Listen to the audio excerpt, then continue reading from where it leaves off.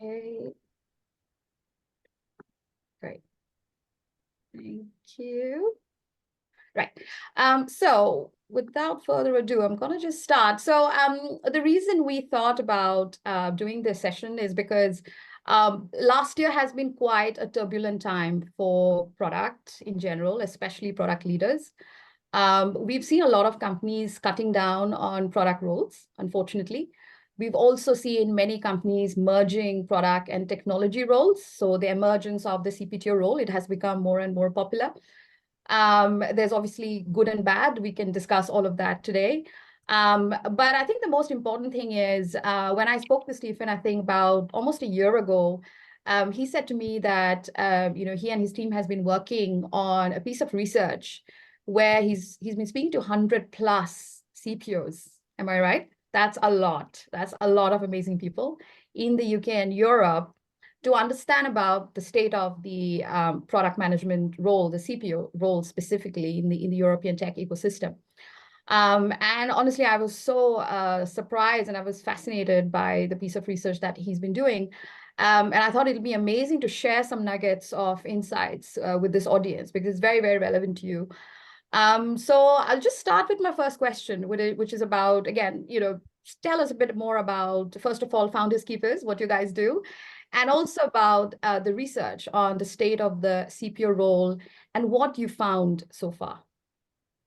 Thanks, Nam. So Founders Keepers, to start with the company, we are an executive search firm, as Nam very generously said. We are based in London, Berlin, and Amsterdam. Our core is London, and we work with the fastest growing, most exciting technology-enabled businesses in Europe and the world, whether that's bringing American businesses over to Europe or predominantly fast growth businesses that are based in Europe, helping them scale by building out their leadership teams. And in the best examples, the likes of Deliveroo and Vinted and Get Your Guide, we've helped build these businesses from the very beginning, their first leadership teams, and still work with them today. But it's an amazing collective of organizations. And the privilege we have, apart from working with these great founders and these great businesses, we also sit within a wider ecosystem called the Founders Forum Group, which is an ecosystem of, many of you will have heard of this group, but we have Founders Forum, which is a gathering of the world's most exciting founders, entrepreneurs, executives, thought leaders, and investors. And within that, we have First Minute Venture Capital, which is a VC fund for seed, Series A and B. We have Founders Factory, which is an incubator accelerator. Founders Law, which is a law firm for founders, founders makers. We now run Tech Nation. We ran London Tech Week. And there are various other businesses beside, and that's our superpower. We get to rely and leverage on these incredible people that are all doing the same as us from different various guises, helping to scale Europe's most exciting tech businesses. Our company, there are 25 of us here, and we have subspecialisms. I am our product technology and data lead with my colleague Hannah French, and our teams, we work on various incredible roles. And so to move on to the next part of your question now, we realized the same as Nam that even though there is still growth in any market, 2023 was a struggly, challenging year. And product, we had the idea, we had the perception, was struggling and being almost discriminated against disproportionately highly. And Nam, you and you're the first of the 100 people that I spoke to. I was going to take you to get to Wales. I had the pleasure of placing Nam in my team and I. We and straight down the M4. Sorry, can you go on mute, please? Sorry. Go on, Stephen. Oh, you went on mute. I think somebody muted all. Let's not mute all. Hi. You're back. Yeah, I'm back. Thank you. So looking at the way product leaders were perceived, we wanted to, rather than make assumptions, we wanted to do a piece of research in the quieter market to see what product, tech, and data leaders were thinking, and then see if there were consistencies and challenges, reflect that back into the community, and then also, I think this is the key point here, speak to non-tech product and data people and share the insights as well. Because what we don't want was a kind of echo chamber and a pity party. Someone said to me, we don't want a pity party of product people who are suffering. So we spoke to investors in Europe, we spoke to CEOs, and we spoke to American equivalents as well. We did it over July and August when it was quiet in the quiet year. And we found some key findings that were consistent in almost 100% of the 100 interviews we carried out. So I'll give you some of the headlines, but just to tee up the wider piece, we're spending this year, as of next week, I think, launching a rolling thunder kind of drumbeat of content around the key findings we're calling it the TAP 100, because out of all of this, we've built a forum called the TAP Forum, the Technology and Product Forum, and we'll roll this out and build this brand out and share the insights with you. So the top insights now, just to go from the very, very helicopter view, in all cases, product leaders believe that if you look at the org structure of the company that they're in, there is an invisible line down the middle of the boardroom. And on one side, there is what's called the business consistently, and that's the people that make the decisions, the CEO, the CFO, the COO, maybe the chief revenue officer. And on the other side of this line, which is more of a wall than a line, there is the technology guys, and they're seen as that CTO, CPO. If there is a CPO, and we still in Europe, I still think one of the biggest findings we've had is there's no uniform accepted definition of what a CPO is, and that's a major piece of feedback that we're going to spend the rest of our careers trying to work out together. Now, the people on the technology side, they feel as if they are subservient service providers to the business. So they'll say, a key feedback piece we got was CPOs think that they're responsible for innovation in the business. So CEO will go, can you make it go faster? Or how can you make the tech thing go better? When we all know that's not a solution that a product or tech person can come up with on their own. So it's a shared responsibility. But the big issue is, in at least 50% of the people we spoke to, they don't have P&L. They don't have a commercial number that is tied to their output. Sometimes it's engineering downtime. Sometimes it's how many product pivots can you make? How much A/B testing can you do? Now, that becomes a major issue in venture capital-backed businesses, because the investors will come to the board in a market like this one, which has been a down market, and say, all right, this CPO, what are they doing? And many of you and your counterparts will have experienced, it's much harder to justify the commercial return on a long-term product roadmap than it is on SaaS sales. And so I think that is a major reason why we've seen a consolidation in the market, where if there's a CPO and a CTO, in the end, there tends to be a CTPO, and 90% of the time it's the technologists taking the product role underneath them and the redundancy. So that's one thing.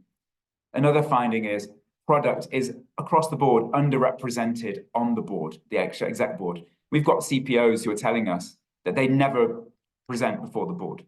They never are asked for their opinion. They just have to report through the CTO, through the exec. They don't go to the board meetings, meaning their visibility to VC backers is much less than it could be.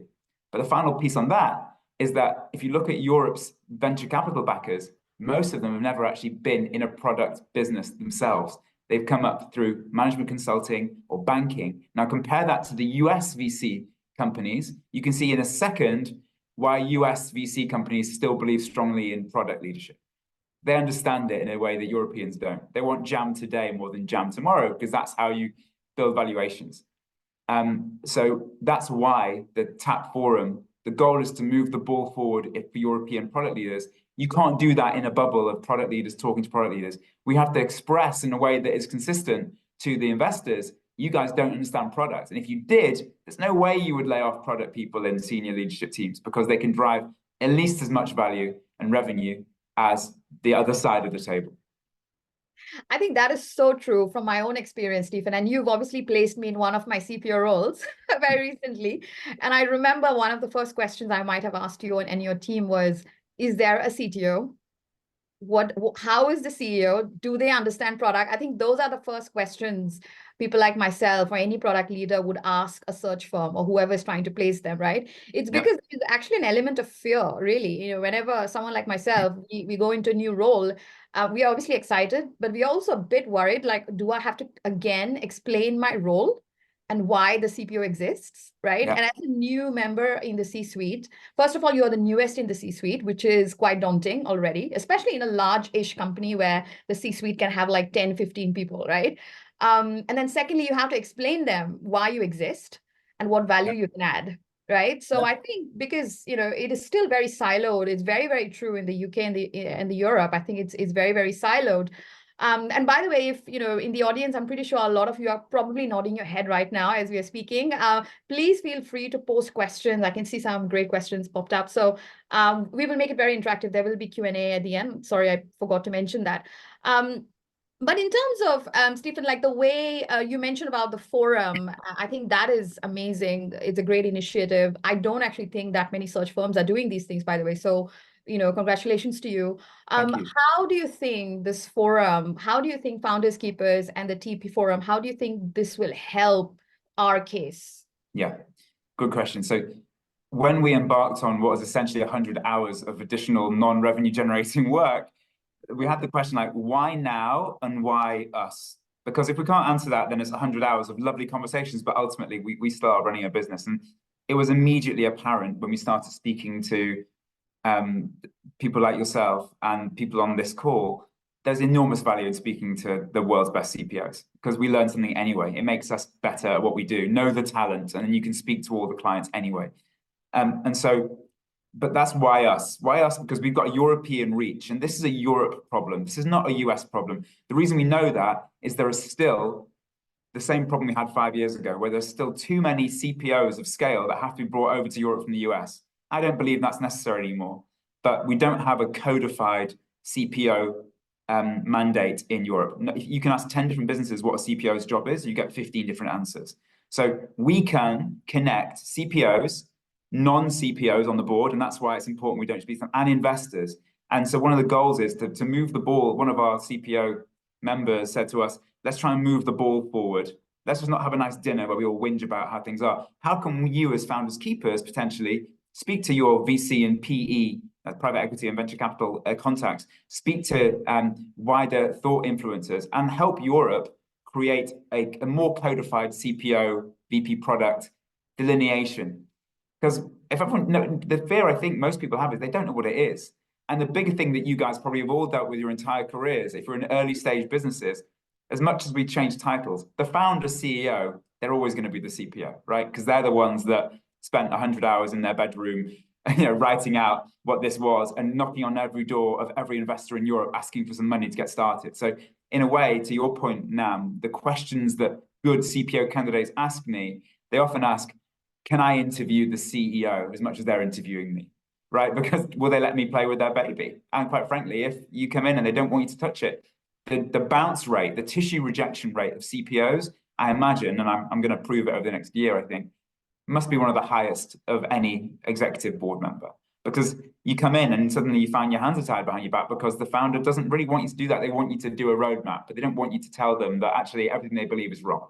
So that's what we can do. The goal is to have actual evidence, but anecdotal evidence. And it's worth me saying, we undernard over this. The TAP 100 survey, which we hope will become an annual rolling thing, it won't have pie charts and bar charts. It will be qualitative, not quantitative. We're anonymizing sound bites and anecdote because that's what people need to hear.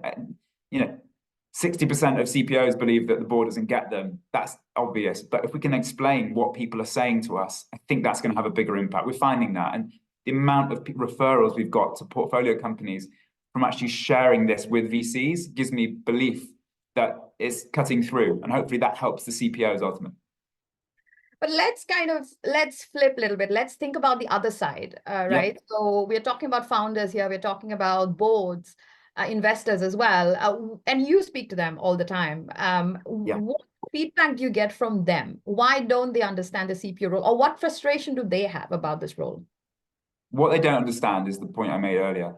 Why do we need this? Why does it make us revenue? The market is tough. We need to break through. You find, by the way, if you've been through enough economic cycles as a headhunter, you find that when things are going well, everyone wants to hire CPOs because they want to expand their product offering, make even more cash and increase basket size, or SaaS. If it's SaaS, they want to get a £10,000 monthly subscriber to be 20,000. But when things are going down, they invest in revenue growth, marketing, because they want to try and get the same product out to more people and try and so that's why I think a lot of people have found themselves in the product space available when they shouldn't have been. But the ultimate issue there is, and I think it's fueled by European venture capitalists as much as it is by European founders, there is a lack of mythology around great product leaders. It came up in our first dinner. It's a brilliant quote that I could never come up with, but I won't name him because we anonymize all of our members. An anecdote.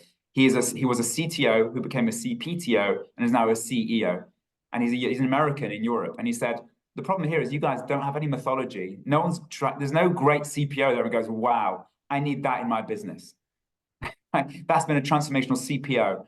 If we had that, then it'd be 9/10 of the problem. But we need to demonstrate consistently the product is not a cost center, but enormous revenue generator. And that's just not cut through yet.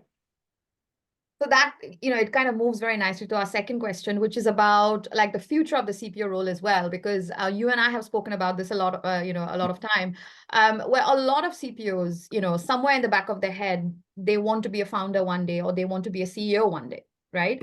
In this market, with the things that's happened in the last 12 to 18 months, where do you think we stand? Like, do you think we will see more CPOs moving to CEO roles in the next few years in the UK and Europe, or do you think that's only a distant dream?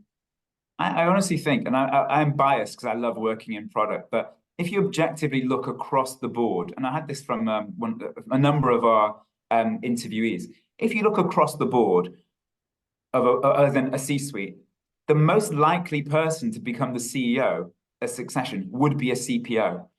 Because in a vertically integrated business, the CPO's they manage the customer. They're meant to interface with the CTO. They understand technology. They're meant to interface with the revenue. They should be able to put a dollar or pound figure against their product.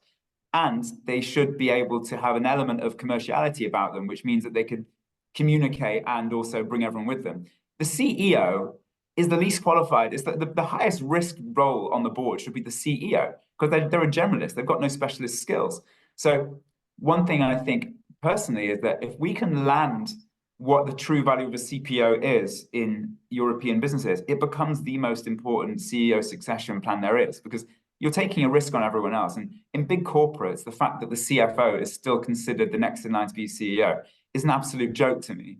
It's and I have nothing against CFOs. I think they're wonderful, but they've never actually spoken to a customer in some cases. And one question you want to ask yourselves as CPOs is, are you on the customer calls with the sales teams? Are you in the board when the financial planning is happening? If you are, you're basically 9/10 of the way onto being a CEO candidate, in my mind. Now, that will only come up when we have a few more winners coming through. And I'm deliberately seeking these people out now. Mainland Europe's better at it than we are in the UK, in truth. So yes, I do think that if we can codify what CPOs do and demonstrate the vertical integration of what they do, they're probably the best and most obvious option going forward. The problem is they've got that, to your point now, they have to survive on the board long enough to show their worth. And that's a combination of luck, a good board, air cover from non-execs. There's very few non-execs, by the way, who are former chief product officers. That's another problem. So they're underrepresented by the investors and their nets. So we can change all of that. I think it'll move very quickly. The problem we have at the moment in the down market, the trend has been, as I mentioned, towards CTOs taking on a product role and the CPOs being the most in line of fire. So one piece of advice I'd give there, and it's not mine, Ed Biden, who many of you will know from Hustle Badger, he advised me on this. He might be here for all I know, but he gave me a wonderful piece of insight, which was the product leadership, and all of you are on the product leadership ladder. It's the most complex career progression, because every time you progress to the next level, your role changes completely. And the things you need change. So you can be an individual contributor, then suddenly you're managing people, then you're managing managers. And the minute you get on the board, you'll suddenly not only have to be a board member, but you have to represent product to people who don't get product. So he said the most important thing you can do as a CPO is get a life coach or an executive coach to show you how to hold on long enough to prove your value. And I think that's what it is. We need CPOs to step up a bit. And again, self-improvement is really good. The amount of CPOs in the US who are successful, who also have MBAs and engineering degrees, if you're a CPO who doesn't have either a technical spike or a commercial spike, you're at massive risk, unfortunately, at the moment, for where your glass ceiling is. So I'd recommend anyone who can, and it's a massive economic, financial outlay, having an MBA or a commercial role, it helps you massively going forward. Well, that's a controversial statement because I'm an MBA. I'm also a software engineer. I get a lot of bad PR because of that. But anyway, but I do agree. I think it does help in the long run. You mentioned about the CPTO role a few times. Now, in my first CPO role, I ended up managing engineering because we lost a CTO along the way. And my second CPO role, I ended up managing parts of marketing because we lost the CMO a few weeks ago.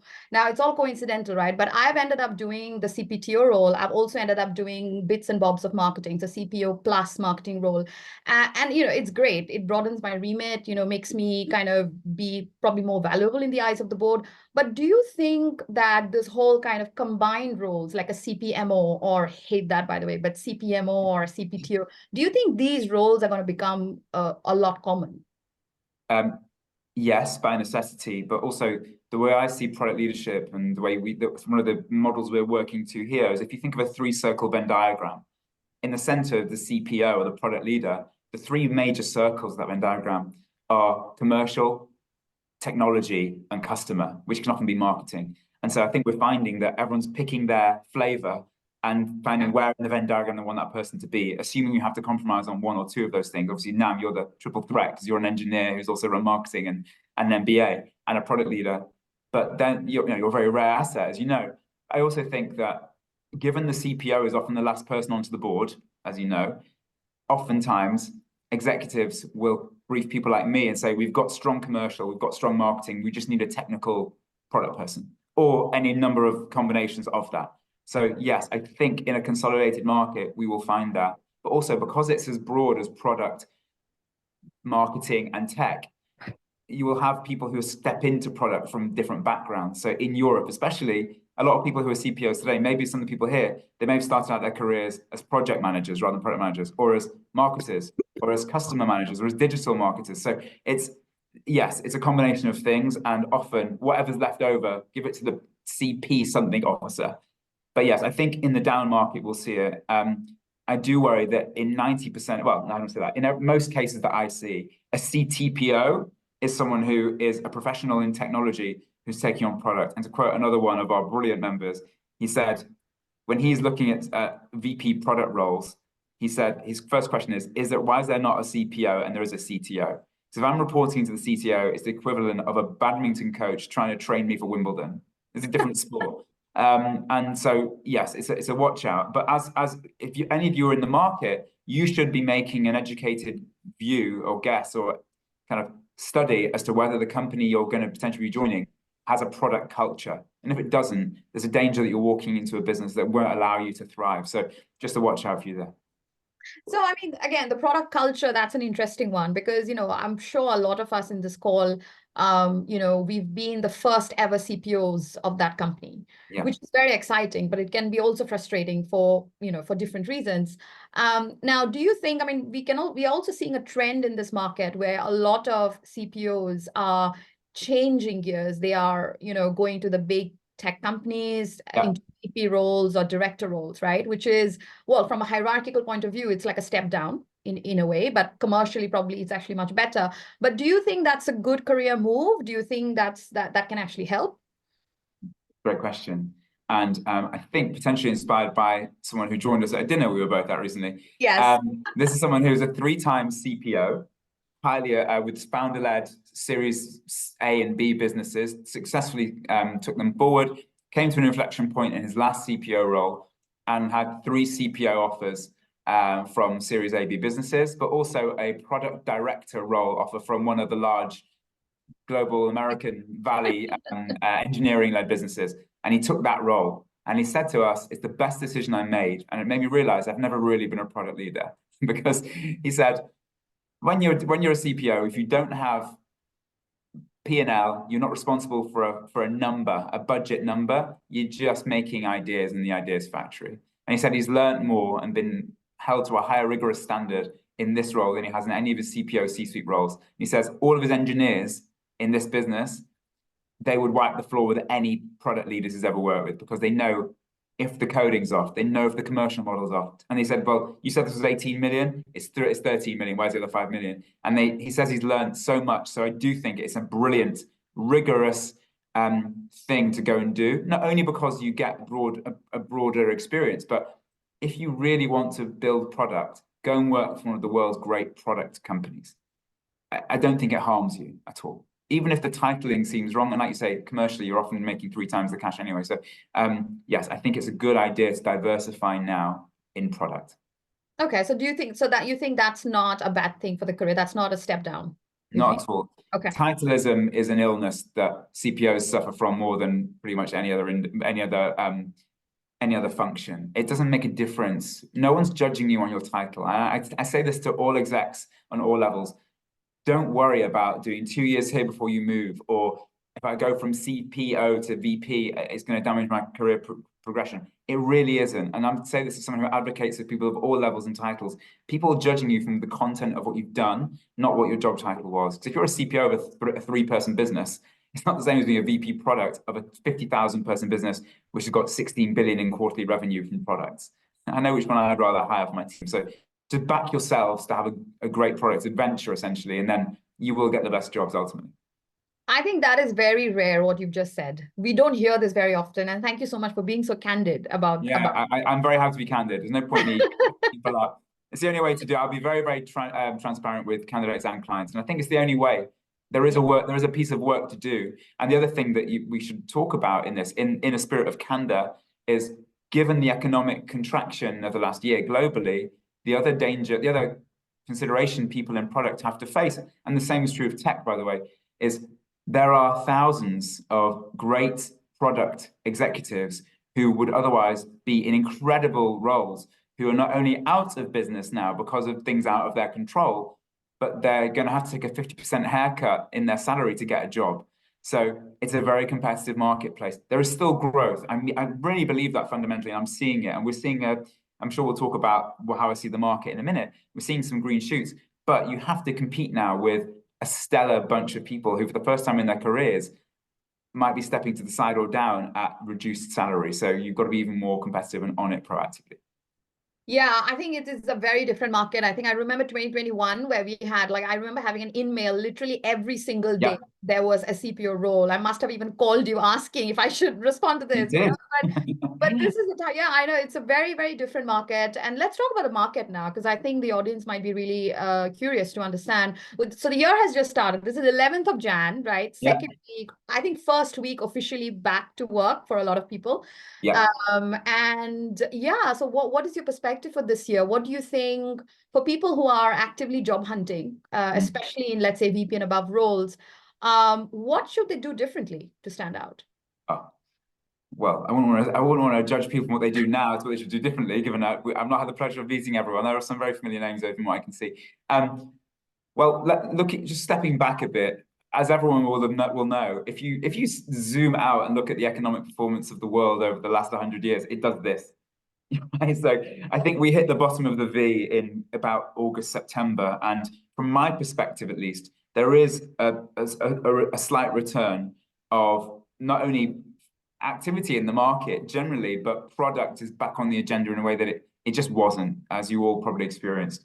I've kicked off 2 new product searches, one for a SaaS business in Copenhagen, one for a UK-based European fintech this week, and there's pitches coming in and opportunities for more. So I think we're seeing a return. Yay, keep going, everyone.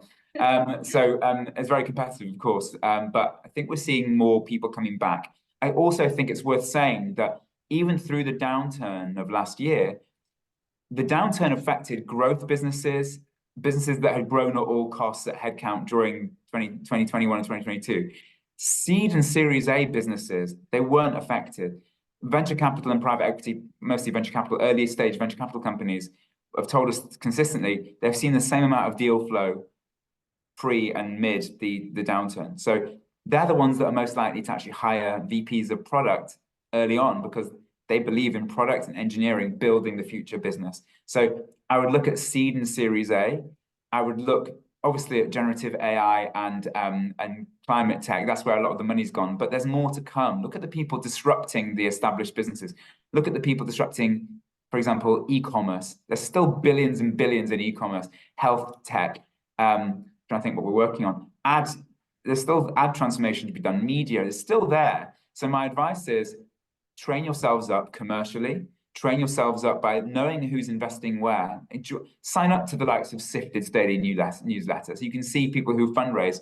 Look at the venture capital funds who have got product caliber. Look at the companies you want to work for who have great product. Check who their investors are, because the chances are those investors believe and understand products in a way that others don't. And look at their portfolio and follow them. You have to really work harder than 99% of everyone in your field to get the next job. But that's true of any job in any sector. So that's what I would say. I also think, to come back to the point, if you don't have any commercial experience or commercial qualification, that is a really increasingly important qualification or skill set to have for people that are trying to still bring a multifaceted product leader into their business. So you can't just be the person who likes doing the ideas factory and roadmaps. You have to be able to put a number to it. And also the ability to speak to a technologist, I think, if you want a technologist. So either become one or work with one as close as you can. But in terms of the prospects for this year now, I think, like you say, it's very early in the year. It's better than it was, but the bar was lowered so much last year that we can just step over it now. So I'm hoping we see more growth. And we also know, just if it gives anyone confidence, there's one other macroeconomic thing that I'll talk about. First of all, there's lots of what's called dry powder, venture capital funds and PE funds. They didn't spend any of the money that they had last year because there weren't good valuations. They're still coming down. If you look at 2021, 350 billion was raised for European invested in European VC tech businesses.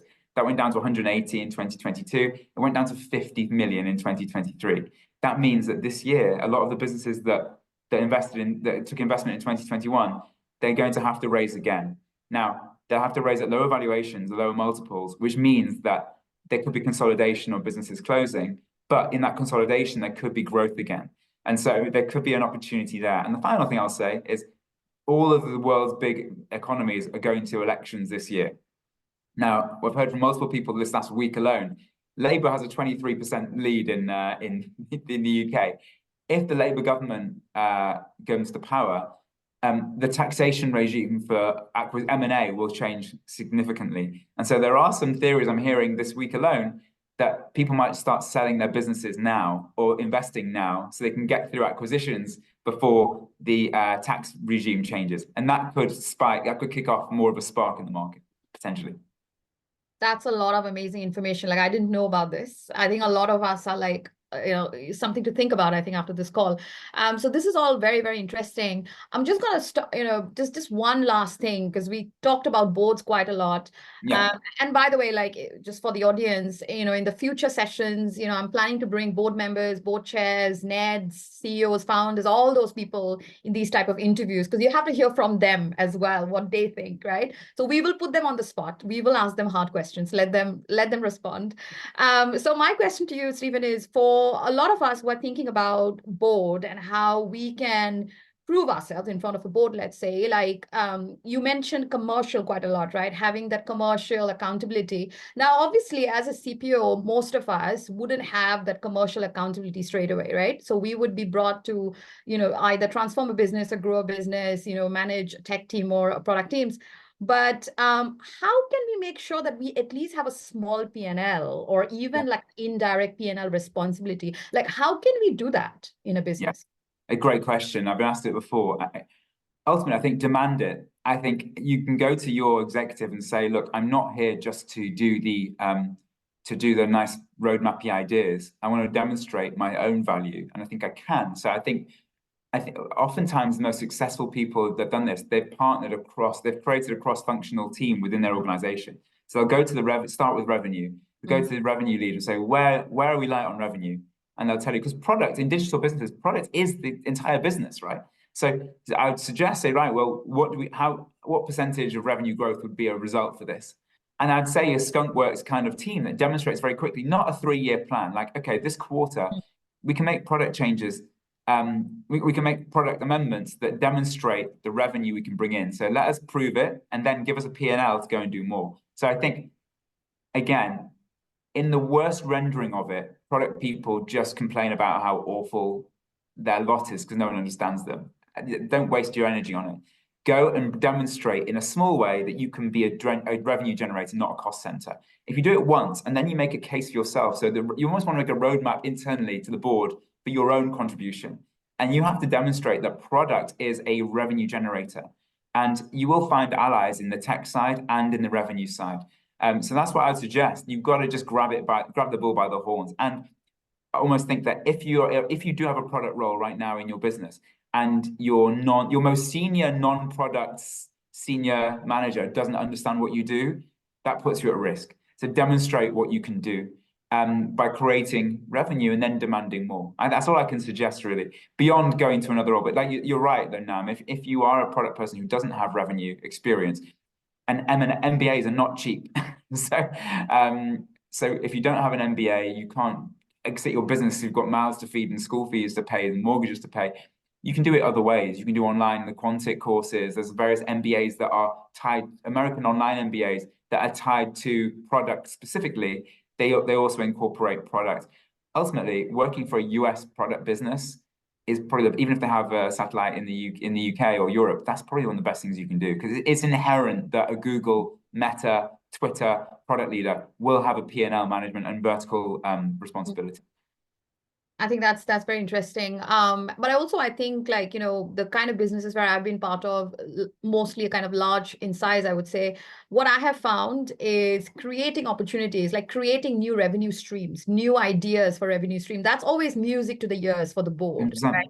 When you come up with a new revenue idea or a new line of business or product, and then saying, actually, let me nurture that business, right? Exactly. It's a risk, it's an experiment, but let me hold that P&L and I'll prove you in 6 months or 12 months or whatever. That's another nice way of creating your own P&L on the side. Exactly. And I think having sharing responsibility across a cross-functional team, it almost protects you a bit, because everyone's invested in it growing, and you can still claim to have had the P&L internally and externally. And that's also a point. And you have to be able to make a case for yourself in the next role. I think one final piece of advice is, if you are looking for a next job, you might want to think 2 jobs ahead in the product world. So even if you take a sideways move that is a smaller business and you can go in as an earlier experienced product leader where you get a P&L, ultimately that will get you to the job you actually want. So as long as you're learning something along the way, and you can afford to do maybe an equity-driven business in a seed or Series A, if it grows fast, you've taken a great punt, you might want to stay. If it doesn't, you probably had more exposure than you would have been middle management in a large, fully headcounted function. Absolutely. And this is the thing, the career graphs nowadays, I mean, it's not linear anymore. It's not linear for anyone, right? So there's always going to be side steps and this and that. So I think that's a great advice. So thank you so much, Stephen. There's a lot of questions I can see already. So I'm going to just pick up one by one. There's a question from Nick. And by the way, please feel free to raise your hand as well. If someone wants to just, if you want to, just talk, ask the question directly, that's fine as well. But I'm going to just go to Nick, whose question is, do you have a rough estimate of how many of these 100 businesses were product tech enabled business versus pure product business? I would say we deliberately, thanks for the question, Nick, we deliberately looked for as broad a range as possible. So within that 100, you have the global US businesses, you have the traditional transformation omni-channel retailers, and you have the businesses that have been founder-led, earlier stage, VC-backed, tech-enabled. I think the interesting thing, Nick, is that even though there are some differences, most things are the same, which is that product still has to work harder than others to justify its position, because obviously on one side you've got product being alien to a traditional bank or a retailer. On the other side, when you've got a highly product fluent earlier stage VC-backed business, you have to prove your flavor of product doesn't overlap too much with engineering. So yes, it's a wide range, and I don't think there's much correlation between how digitally enabled a business is and its product leaders' challenges. And did you also see a difference, like, was it more skewed towards B2B businesses or B2C? We went deliberately 50-50. Okay. Or as we could. And I think in B2B businesses, again, B2B businesses by definition are purely digital businesses, right? The product is a digital piece. And so without a product leader, you have no business. One thing that is really apparent is that when a SaaS business, they tend to be the fastest growing ones in this market because it's more predictable revenue for the investor. They can see, well, if we do this, it ships to this many people, annual recurring revenue is known in January.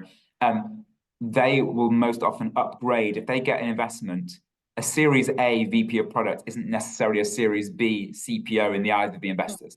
So that's where often you find churn. And so if you are in a Series A business, a SaaS business, a VP product, it's time to upskill now if your business is doing very well. valuable, but this is very valuable because I do see a lot of seed stage businesses, even stealth mode businesses having CPOs, and these are very small companies. So I actually sometimes wonder if these businesses actually need a CPO in the first place. Well, it's either title inflation or they've sold an existing CPO on this story of fast growth equity. One general piece across all of our searches, and we work across the full C-suite, in the last year, candidates have given very little attention to equity promises in their package. Whereas until this year, it was obviously I'm incentivized by I want to make a 10x exit. People now, knowing that the likelihood of an exit is low, they want to make sure their kids can still go to school and they can still pay their mortgage. So it's been more pushing on base and bonus. So it's good for founders because they can keep more of their equity. But I think title inflation means, there may be a CPO, but they may just be given the title CPO as well. Yeah, well, I gave up on equity many years ago. I think you know that I'm very much focused on the base. I have to send my kids to school. But anyway, I think James, I can see your hand up. Love to hear your question. Yeah. Hi guys, and first of all, thank you so much for for the invitation. A super interesting conversation, so I appreciate it. The question specifically is about sector experience. Now, I'll profess I'm a person who's moved across multiple sectors, so I'm biased from a viewpoint, I think it's fair to say, but I was just interested in your view, Stephen, on, I guess, the market trends on this. And fintech was always a very good example of you have to work in fintech to work in fintech kind of argument. Yeah. I just wonder if you see those barriers progressively diminishing or not. Great question. It is sorry, I shouldn't say great question. I get really annoyed when people say great question. It's massively patronizing. It wasn't my intention at all. Don't worry at all. It's a question. It's a question. I'll take it. I'll take it. Yeah, well, there you go. Take it with pleasure. It's a question on a lot of people's minds. I think fintech, it was almost the same as you can't be in PE unless you've been in PE. So how do you get into PE? I think with fintech, I think we challenge our clients. So we'll say to our clients, you may think you want someone who's always been in your sector, but the truth is, the argument against that is they're probably bringing a playbook that you already have, and if you didn't have it, if they're doing well in that playbook, they won't leave where they are. If they're not doing that well, you wouldn't want them. That's number one. Number two is if they take someone from the same industry, actually restrictive covenants have become stricter, if anything. So if you need to hire now for survival and growth, you might have to wait a year of non-compete for this person to join you. So we tend to suggest, with the fintech example, rather than someone who's done remittance or banking, how about someone who's done regulated industries? So broadening slightly. So I think that is happening more and more. But ultimately, if someone's done 15 years of banking products or 15 years of health tech products, if they're coming up against someone who's a generalist, depending on the founder's natural predispositions, it's honestly on a CEO by CEO or board by board basis. And if they're in a fully regulated environment, regulated experience seems to still be very, very valuable. And beyond that, I think the kind of clients I like working for the most, they don't see that. They say, I don't want someone who's a product thinker. I don't need someone who's done my product before. And again, in terms of you interviewing the interviewer as a candidate, you want to be very clear. If someone says, I need someone who's done A, B, and C, it's a bit of a red flag for me that they're not going to let you do D, E, and F, which is what you know how to do as an innovative product thinker.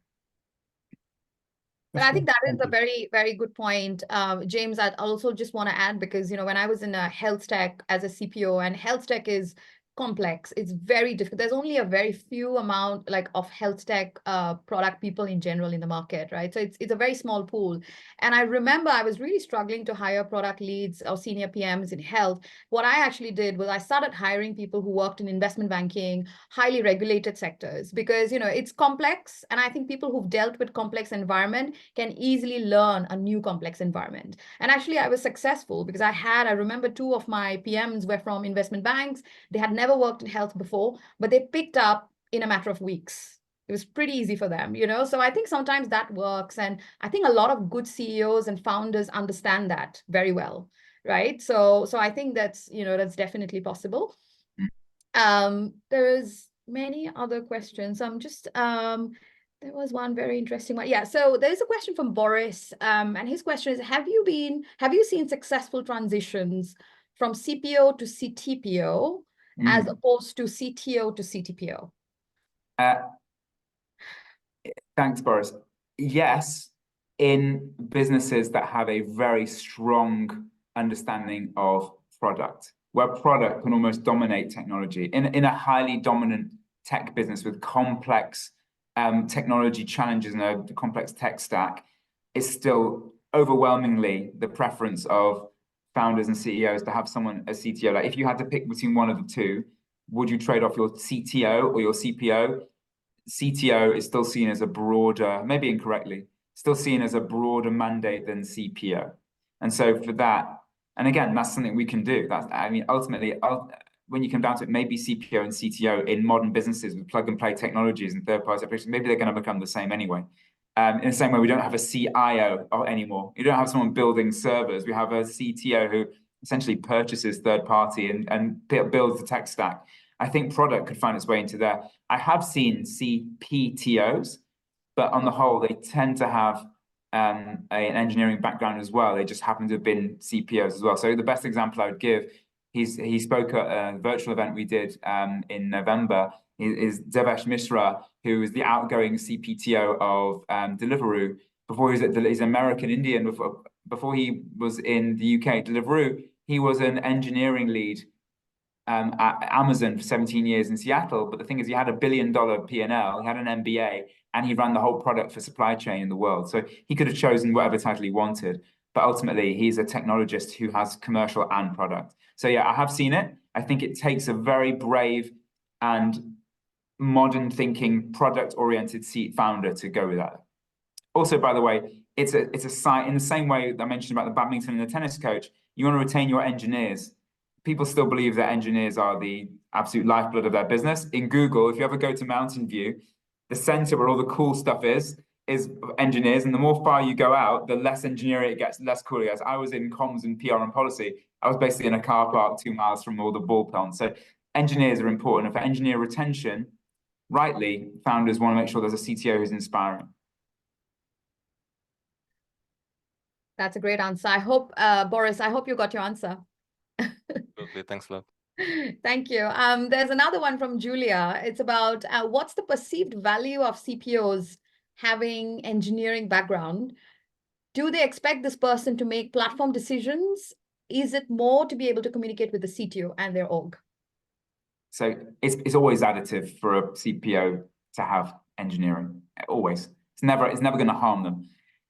A number of our interviewees and clients have said similar, maybe it's a mantra, I don't know if it's a Marty Kagan thing or something else, but it's a framework that's known where the perfect setup for many people is a CPO and a CTO really just having a healthy, robust tension in all they do, where the CPO represents the needs of the customer and tries to advocate them to the CTO and say, build this for me. And the CTO combats that or rebuffs that by saying, here's what technology can do. Would this appeal to your product, to your customer base? And so in that case, the CPO really is the product owner and advocate, the customer owner and advocate, and the CTO is building it. So I do think it's every CTO's dream to have a CPO who understands what they do. Oftentimes, it's every CPO's nightmare to have a CTO who understands product, ironically. But yes, I think there's real value in being able to speak the same language as the CTO. There's also a problem where, in certain businesses where everyone thinks they can do product. That's 100%. Yeah, 100%. It's the stuff we make where everyone can do that. There's a question from Laren. Do you have any advice on how to lead a transition to a portfolio level P&L management? To portfolio level P&L management? Yeah, I'm finding it a little hard to understand the question. I don't know, Laren, if you can just ask, if you can come on video if possible. Sorry, just clarify a bit. Yeah, just to give some context as well. We're currently the team I'm leading. It's formed out of 10 products that have been acquired over the last 4 years, and we have a bit of a challenge to justify value for certain initiatives that we're doing. And we're trying to avoid the pitfall of becoming let's say, more waterfally, like having real strict, rigid P&Ls. And I don't know if you have any experience in there, you can provide any guidance or advice. I think oftentimes when these portfolio concepts, I don't know if it's through M&A or just through spinning up different teams. Is it through M&A, Lauren? Yes, yes. Yeah, correct. so oftentimes there'll be a battle for survival, and we often find that if 10 products are acquired separately, a lot of our private equity clients will do roll-ups where they will acquire different businesses, knowing what the end goal is. So there tends to be the strongest survive and the rest get incorporated, because what you don't want, what your customers don't want, is 10 different tech stacks and product stacks to do the same thing. So what you'll often find is that the dominant products will almost, you'll sunset the non-dominant ones, and they'll be sucked into a more unified system. I think that's probably in 90% of the cases the best outcome anyway. But I think you want to try and broaden your view as much as you can across the number of products and see where the synergies are, and steal with pride. So where your product lacks something that a product in your stable has, you want to try and mimic that rather than build difference. Because long term, as an investment opportunity, as a growth opportunity, and as a consolidation opportunity, you want to have something which is as simple as possible. So all I would suggest is that you look broader than your own vertical to see where the synergies are. I think long term, that's the best solution for investors as well. Cool. Thank you. Helpful. Thank you. This is great. I think we are almost out of time now. There are a few more questions, but I think, is the audience allowed to reach out to you, Stephen? Yeah, with pleasure, with pleasure. Okay. And in return, if I could ask, if I'll share a link here. I hope you don't mind me just now. But I've just shared a 3-minute type form survey. It would be remiss not to get such an incredible audience in the product world responding to it. But if you want to fill this out, give us a sense of what you do. I can't promise that you'll be at the next tap dinner or be, but we want to hear from everyone and build around your needs. You'll also be able to follow our work and see our content. But yes, with pleasure. So the dinners are amazing. I can guarantee. So please fill the survey. So before we close, this is our first ever hot seat. So I'm very sorry if you don't like the format or whatever, and love to hear some feedback as well, by the way. But I've got these 3 cards before we close, right? We've got 3 cards. These are 3 conversation cards from Stephen Bartlett, one of his top 10 cards from last year, apparently. So Stephen, can you pick one of these so that I can read out the question and we can all hear the answer from you? All right, it's like, was it a blind date? Straight down the middle, please. Number 2. The middle one. Okay. So it's a question from Simon Sinek. The question is, what advice did you get from someone earlier in your career that you followed, but now in hindsight, you wish you hadn't, and why? Yeah. And by the way, the question is for the audience as well, only if you wish. If you wish to answer this, please do in the chat. Thank you. Well, it's interesting. I think it speaks to the market currently as well. I was always told, keep as many doors open as possible and be a generalist. Say yes to everything. And I think say yes to everything in the early stage of your career gets you to the late stage of your career because you expose yourself to more. The world we're in, being a generalist, I think it's arguable to say, is not as valuable as being a specialist. Because there's so many people who can be generalists now. The world needs specialists. So and I mean, it's no coincidence in our business, we've oriented ourselves around sector specialism, so product, data, and technology, knowing that we're the people that you can come to for product, data, and technology. It gives you and your clients and your employers, confidence, and your investors. But it also means that we're spending more time going deep into that what matters. So I think my perspective has changed a lot on general versus specialism. And you either go broad and thin or you go deep and thick. And I think going deep into this world has given us insights. Doing 100 hours of interviews, there's no way I'm not a better product, technology, and data headhunter now than I was 100 hours ago. And so I think that's down to specialism. And I hope that's on the fly. I hope that's a decent enough answer. There's plenty of other stuff. That's very deep. The fact that you didn't know these questions and you still come up with such a comprehensive answer. That's amazing. Also, don't mix grape and grain either. Thank you so much. And I've just posted the link of CPO track. Please have a look at it. Again, as I said, we're getting brilliant application. Some of the approved, members are already in this call, and you can see the guest list. It's a very, very high quality guest list. So please have a look at our website and please apply for membership if you are willing to be part of a network like this. We will have many such events. Our next event is an in-person event on the 1st of February. Monzo is hosting us very kindly, and Numi is the sponsor. And we have a CPO panel, 4 amazing CPOs. I'll be the moderator. So hope to see a lot of you. It's a sold-out event, but I think a lot of you are in the guest list already. So hope to see you there in person. Thank you again, Stephen. Thank you so much. Thank you for having me. Have a great rest of the week. Oh, well, it's almost Friday, right? So almost weekend. Have a good weekend.